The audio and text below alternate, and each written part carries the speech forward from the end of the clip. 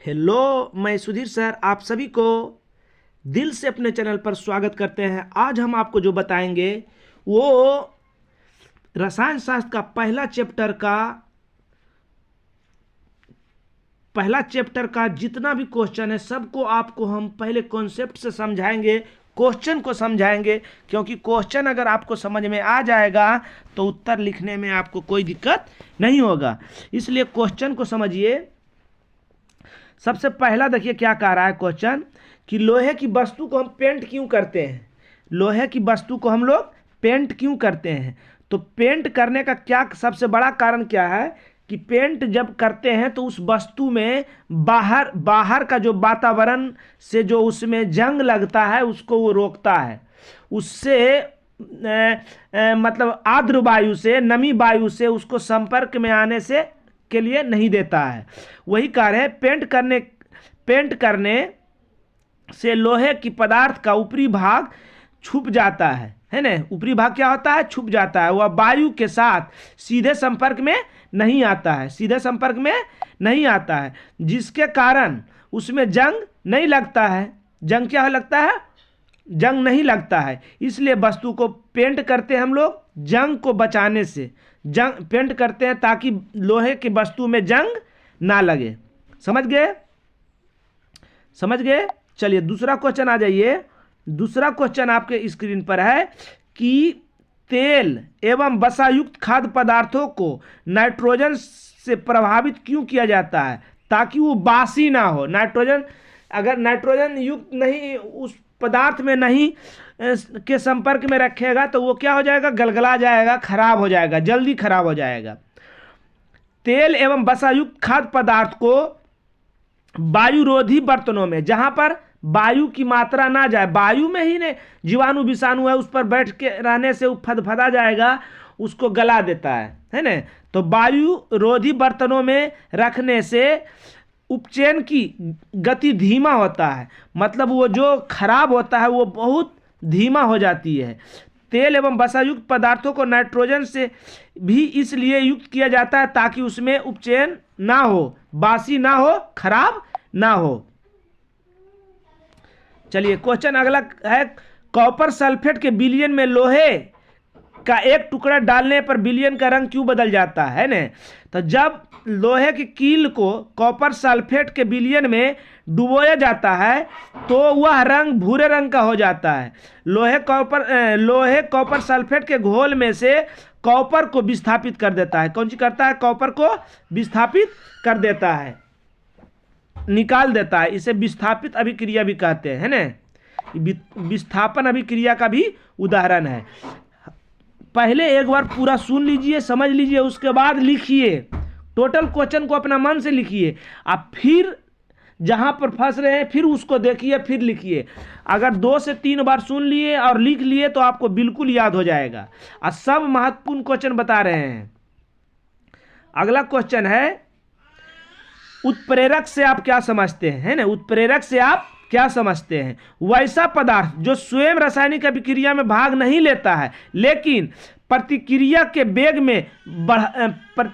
वेग को बढ़ाता या घटाता है।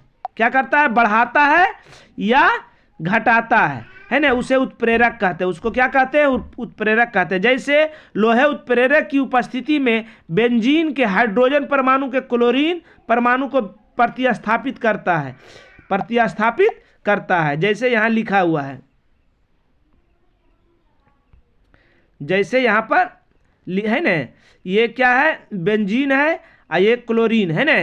क्लोरीन को जब दोनों की उपस्थिति में अभिक्रिया कराते हैं तो क्या होता है, हाइड्रोजन के क्लोरीन परमाणु द्वारा प्रतिस्थापित होती है। क्या होती है, प्रतिस्थापित। हाइड्रोजन क्लोरीन क्या होता है, प्रतिस्थापित अलग होता है। प्रतिस्थापित माने अलग होता है।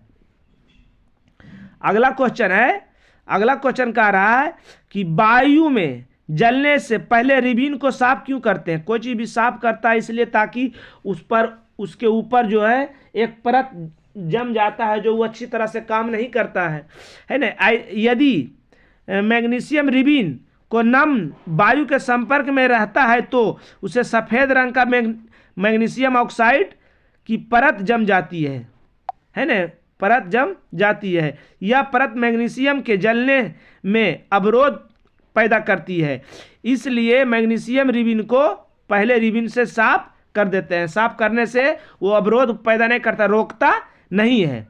हम बोले पहले कि जब किसी चीज़ को साफ करे कर मतलब उसको विरोध कर रहा है, हमको जो जाने से उसको रोक रहा है, इसलिए उसको हम लोग की करते हैं, साफ करते हैं।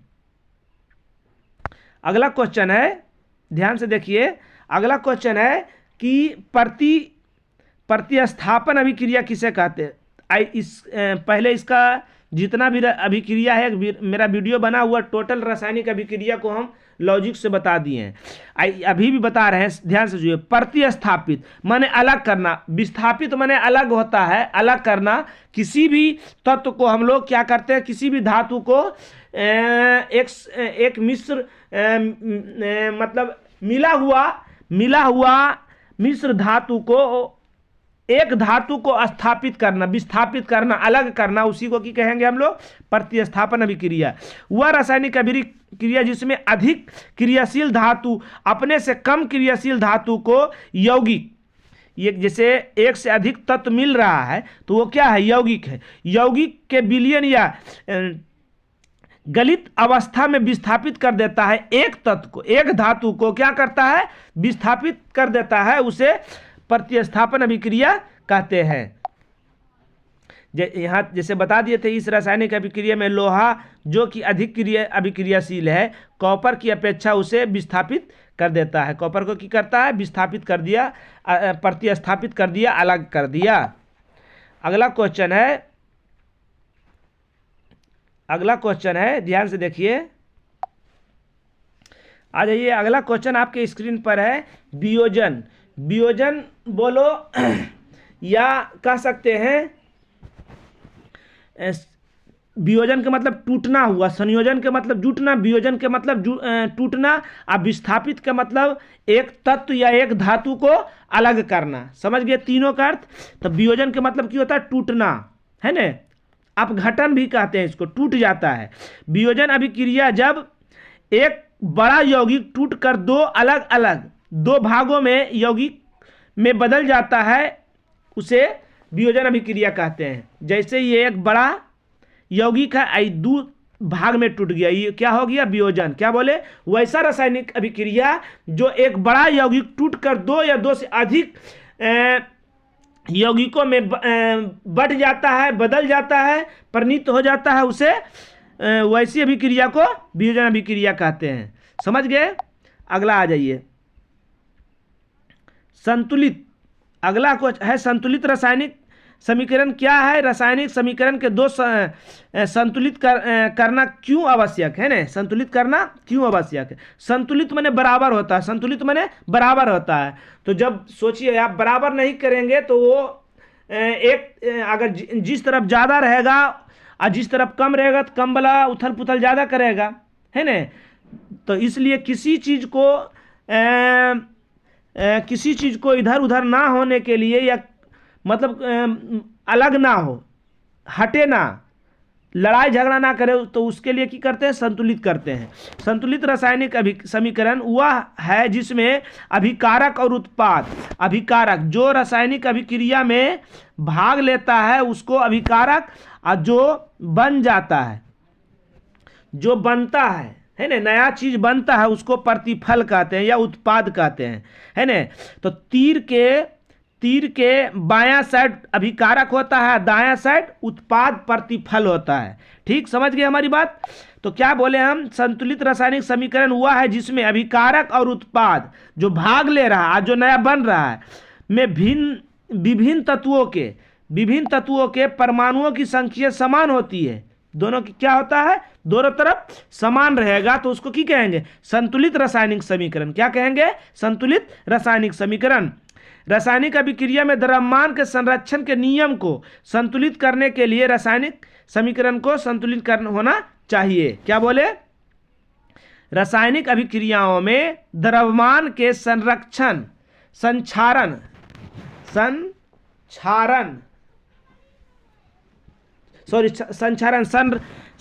संरक्षण के नियम को संरक्षण के द्रव्यमान के संरक्षण के नियम को संतुष्ट करने के लिए रासायनिक समीकरण को संतुलित किया जाता है।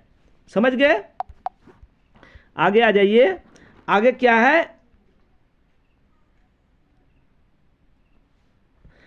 ऊष्माक्षेपी या ऊष्मा शोषी। क्षेपी माने बाहर और शोषी माने अपने में सोख लेना। छेप दिया, बाहर कर दिया, है ना। और शोषी सोख लिया माने समा लिया। ऊष्मा एक आइए, ऊष्मा क्या है?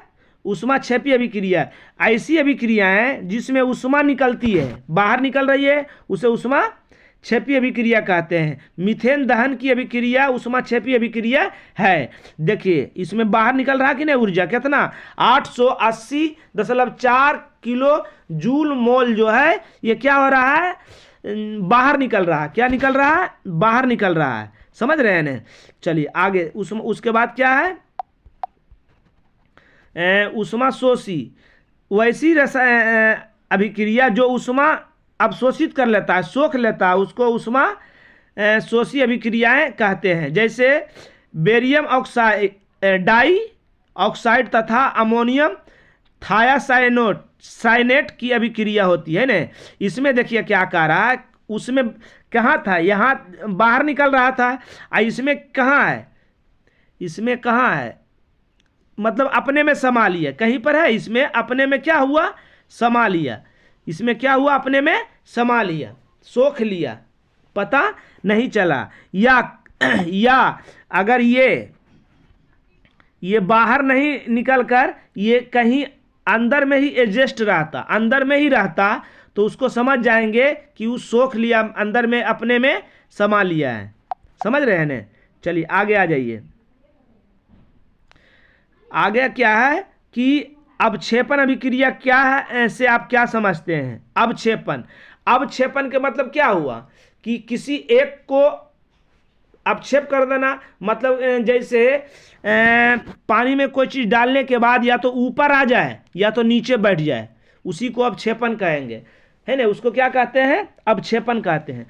पानी में अब दो चीज़ को अलग करना है, तो दो चीज़ को अलग करने के लिए, जैसे बालू और पानी है, तो इसको अलग करने के लिए बालू क्या होगा? तल में उसका नीचे बैठ जाएगा, तो वो भी अवक्षेप हुआ। अब कोई चीज़ पानी में कचरा रहता, वो ऊपर आ जाता, वो भी अवक्षेप हुआ। तो जब दो विलयनों में को मिलाया जाता है और उनकी अभिक्रिया में श्वेत रंग के एक पदार्थ का निर्माण होता है जो जल में अविलय होता है, मिलता नहीं है, अविलय होता है, तो इस अविलय पदार्थ को अवक्षेप कहते हैं। बोले ना, अवक्षेप या तो ऊपर जाएगा या तो नीचे बैठेगा। जिस अभिक्रिया में अवक्षेप का निर्माण होता है उसे अवक्षेपण अभिक्रिया कहते हैं। उसे क्या कहते हैं? अवक्षेपण अभिक्रिया है। ये रासायनिक अभिक्रिया है जिसमें Ba+2 तथा SO4-2 अभिक्रिया में BaSO4 का अवक्षेप हुआ है। क्या हुआ है? अवक्षेप हुआ है। तीर का निशान नीचे रहेगा।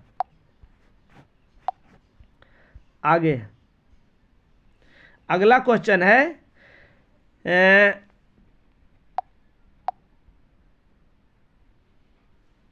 अगला क्वेश्चन है श्वसन को ऊष्माक्षेपी अभिक्रिया क्यों कहते हैं, वर्णन करें। है ना।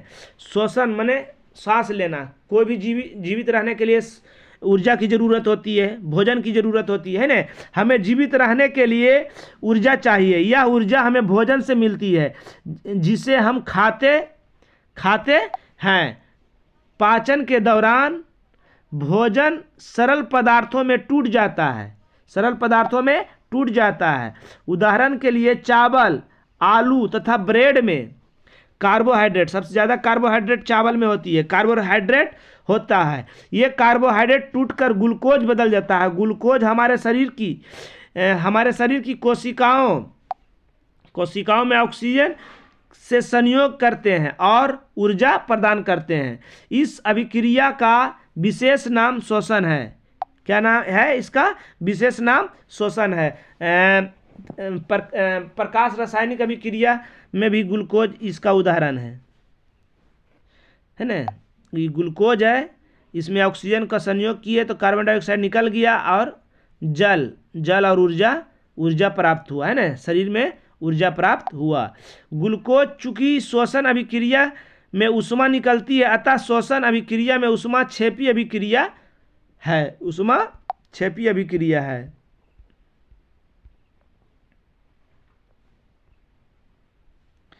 आगे, प्रकाश अपघटन अभिक्रिया से आप क्या समझते हैं? अपघटन अभिक्रिया, अपघटन अभिक्रिया, अपघटन या हाँ, अपघटन में टूटना, वियोजन बोले थे ना हम, वैसे अभी कि जिसमें तो बताए किए हैं कि एक बड़ा है दो भाग में टूट गया, इसको की कहेंगे? अपघटन अभिक्रिया। अगला क्वेश्चन है, वियोजन अभिक्रिया, वियोजन अभिक्रिया के विपरीत क्यों होता है? अच्छा, वियोजन अभिक्रिया संयोजन के विपरीत क्यों होता है? वियोजन के मतलब टूटना, संयोजन के मतलब जुटना। दो अलग अलग यौगिक मिलकर एक यौगिक का बड़ा निर्माण हो, बड़ा यौगिक का निर्माण हो गया तो संयोजन। एक बड़ा यौगिक दो छोटे छोटे यौगिक का निर्माण हुआ, टूटा तो उसको वियोजन। यही अंतर है। अगला क्वेश्चन, रासायनिक अभिक्रिया से आप क्या समझते हैं? रासायनिक अभिक्रिया, जब कोई रासायनिक परिवर्तन होता है तो हमें कहते हैं कि रासायनिक अभिक्रिया हुई है। जैसे भोजन पकना, अंगूर की किण्वन, सांस लेना आदि, ये क्रियाएं रासायनिक अभिक्रिया के कारण उत्पन्न होती है। आगे आगे क्या है? संतुलित और असंतुलित समीकरण में क्या अंतर है? रासायनिक अभिक्रिया में तीर के दोनों साइड में उपस्थित तत्वों का परमाणु संख्या समान होनी चाहिए। ऐसे समीकरण को संतुलित समीकरण कहते हैं। और ऐसे समीकरण जिन्हें अभिकारक और प्रतिफल यानी तीर के दायां और बायां साइड के साथ दर्शाए हैं, है ना, किंतु तीर के चिन्ह के दोनों साइड उपस्थित परमाणुओं की संख्या समान नहीं होती है, उसे असंतुलित समीकरण कहते हैं। अगला है, क्या श्वसन एक ऊष्माक्षेपी अभिक्रिया है? स्पष्ट करें, है ना। सभी वस्तुओं को जीवित रहने के लिए ऊर्जा की आवश्यकता होती है। यह ऊर्जा हमें भोजन से प्राप्त होती है। पाचन, ये सब तो बता दिए हैं पहली है। पाचन क्रिया के समय खाद्य पदार्थ छोटे छोटे टुकड़ों में टूट जाते हैं, जैसे चावल, ग्लूकोज, ब्रेड, इसमें कार्बोहाइड्रेट रहता है। ग्लूकोज हमारे शरीर में कोशिकाओं में उपस्थित ऑक्सीजन से मिलकर हमें ऊर्जा प्रदान करता है। इस अभिक्रिया का विशेष नाम श्वसन है, अतः श्वसन भी एक ऊष्माक्षेपी अभिक्रिया है।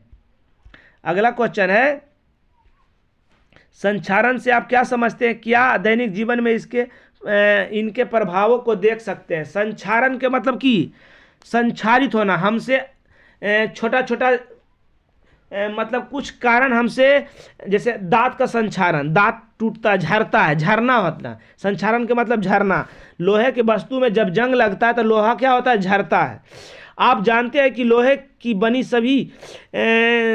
हुई नई वस्तुएं चमकीली होती है। कुछ दिन बाद वायु में छोड़ दिए जाने पर इसकी सतह पर लालिमा युक्त भूरे रंग की परत चढ़ जाती है। इस परत को लोहे का जंग लगना कहा जाता है ना, जंग लगना कहा जाता है। जंग लगता कैसे है? जब लोहे को खुली वायु में छोड़ देंगे तो वो नम वायु जो है लोहा से अभिक्रिया करके उसको संक्षारित कर देता है, उसी को जंग लगना कहता है। यह अभिक्रिया अन्य वस्तुओं की परतों पर भी होती है, अतः होती रहती है और इनका रंग बदल जाता है। जब संक्षारित होगा, अभिक्रिया किसी से करेगा तो उसका रंग क्या होगा? बदल जाएगा। जब कोई धातु अपने आसपास अम्ल, आर्द्रता आदि के संपर्क में आती है तो संक्षारित हो जाती है, तब इस क्रिया को संक्षारण कहते हैं। संक्षारण के कारण लोहे की वस्तु खराब हो जाती है। चलिए आगे आ जाइए। अगला क्वेश्चन है, बुझे हुए चूने के विलयन का उपयोग दीवारों के सफ़ेद करने में क्यों किया जाता है? वही है कि जब हम दीवार पर कोई चीज़ चढ़ाते हैं तो क्या होता है, वो मतलब दीवार को सुरक्षित रखता है। कैल्शियम हाइड्रोक्साइड वायु में उपस्थित कार्बन डाइऑक्साइड के साथ धीमी गति से अभिक्रिया करता है। कार्बन डाइऑक्साइड का प्रभाव उस पर पड़ेगा तो जल्दी से संक्षारित होगा, ज़्यादा संक्षारित होगा, खराब ज़्यादा होगा तो क्या होता है, जब कैल्शियम ऑक्साइड मतलब कि सफ़ेद चूना जो उस पर हम बुझा हुआ चूना का पर पेंट कर देते हैं तो क्या होता है, कार्बन डाइऑक्साइड के साथ धीमा धीमा, बहुत धीमा अभिक्रिया करके दीवारों पर कैल्शियम कार्बोनेट की एक पतली परत बना देता है। सफ़ेद करने के 2-3 दिन बाद कैल्शियम कार्बोनेट का निर्माण होता है और उसे दीवार पर चमक आ जाती है। यही कारण है कि बुझे हुए चूने के कैल्शियम का उपयोग करते हैं। अब कार्बन डाइऑक्साइड जब उससे अभिक्रिया कर लेता है तो उस चमक को धीरे धीरे क्या करता है, कम कर देता है, धब्बा कर देता है। समझ गए? चलिए, पहला चैप्टर का पूरा एनसीईआरटी का जितना क्वेश्चन था सब